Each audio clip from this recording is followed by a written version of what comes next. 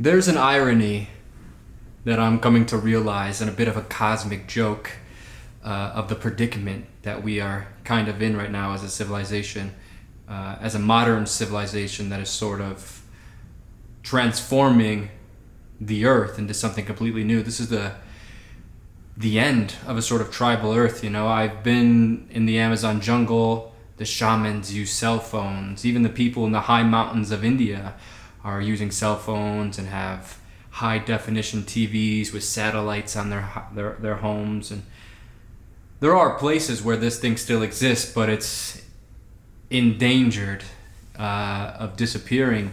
And the irony is that we are losing touch with something. We're losing touch with something that's very human and very real and authentic, and exchanging it for something artificial, for something electronic, and sort of something that's, I don't want to say unnatural to the earth, because I think human beings are natural. Everything that we do is natural. This is what the earth is doing, what we are doing. So I recognize that technology and this progression is normal, and it is naturally given, it's naturally happening. But the thing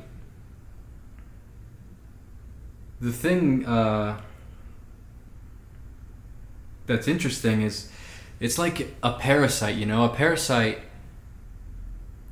takes over its host and kills it,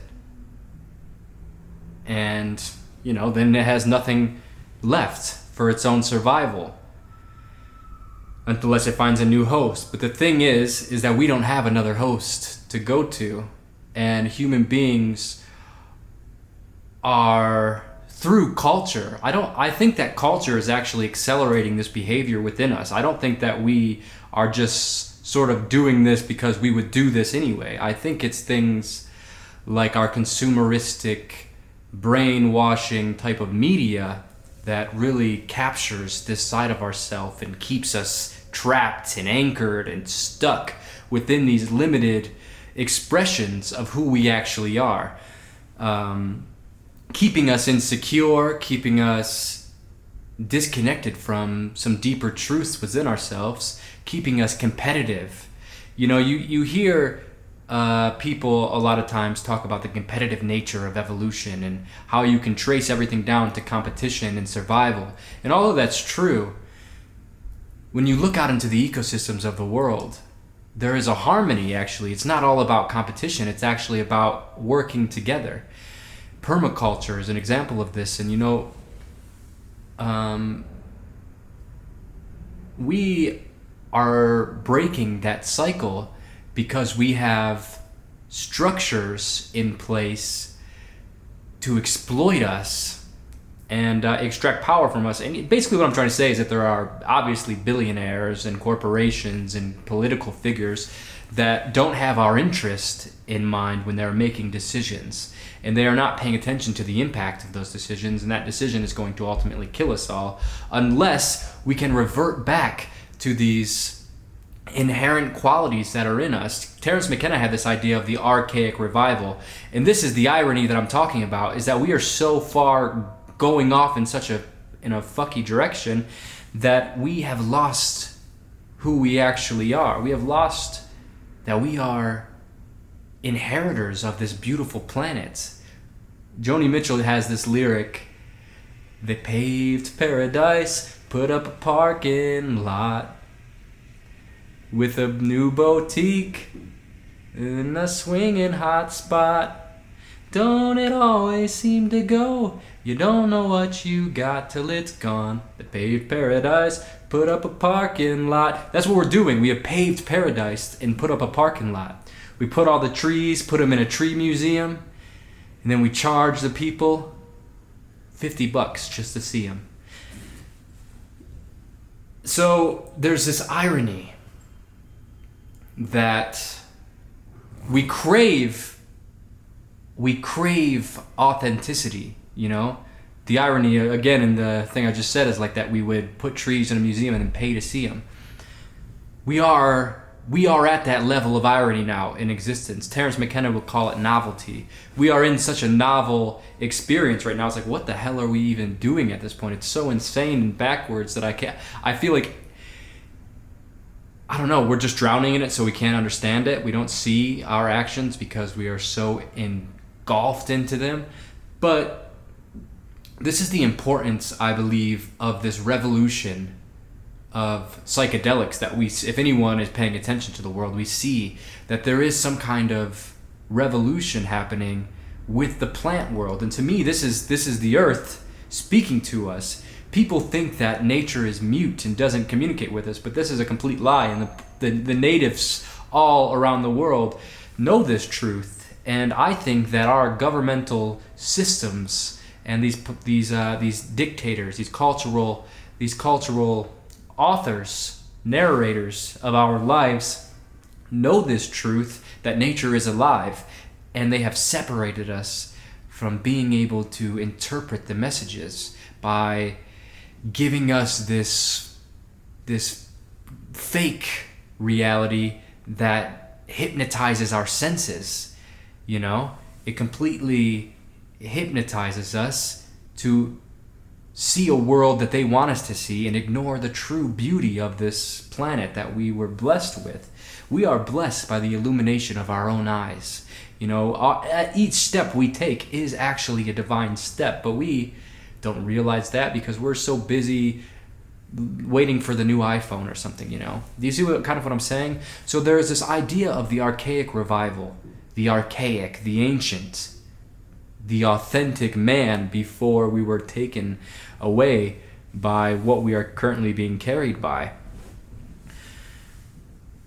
When we were animals, when we knew our place, when we lived with nature instead of trying to dominate and control it, like all these native traditions, you still see people around the world. Luckily, we have examples of this still with the indigenous traditions. And not all of them, obviously, but there are more examples of that in those types of communities. The archaic revival is this idea that we are sick spiritually by our culture, that we have been exploited by these people to be confused for their benefit, and that things like rave culture, this EDM scene, lights, you know, people dancing in synchronized drum and bass music, crazy hairs, crazy outfits, piercings, tattoos, punk rock. These things are a cry out from our ancestral past, our tribal past. These are expressions for us reaching out for the authentic, reaching out for the truth, reaching out for humanness, just to feel what our ancestors are. You know, this is our ancestors calling out to us, telling us to remember who you are, wake up. You know, when people talk about waking up or being asleep, this is what it means to wake up. It means to get into the flow of nature, to get into the flow of what this thing is, creation. The universe is creation. This thing is just infinitely expressing itself in many different expressions.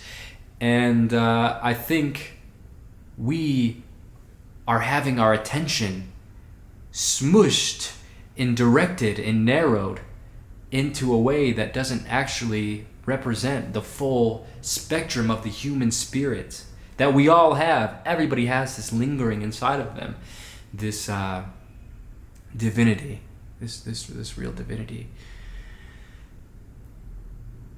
So I think that this revolution has to happen, this revolution of where we go back to the trees, metaphorically, where we cut off this bullshit of, I don't want to call it capitalism because I don't think it's totally capitalism to blame, given all these political systems fail. I think it's the power structures for many years have understood the psychology on how to manipulate people. But there have been little pockets of isolations where people have woken up to this. where they have realized that the soil in the tree is one thing, that the horizon where the land meets the sky is one thing, that the water and the steps where you walk are one thing, and that the air you breathe and the air that the animals breathe, or that the trees release, or any of this is all one process. There have been isolated instances where people or groups of people have come to this realization to say, hey, all this stuff you're worrying about is an illusion. It's not real. Remember who you are. You already know. You know in the quiet moments.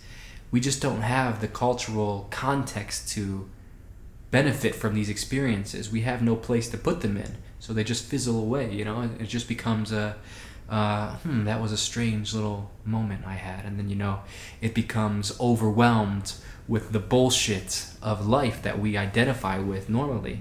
But the truth is that those silent moments are more real. Those are more reflective of who you are really. All these insecurities and all these things, these are mirages that we are thirsty over, So the real revolution is the primitive revolution. It's what we've always done. It's not about, seeing how far we can take this and seeing how far we can just drive shit into the ground, or how small or big we can make things, or what. I mean, look at the billionaires. Look around, man. These guys are getting ready to leave the planet. They know. There's no coincidence that that the U.S. military is preparing the Space Force and all this.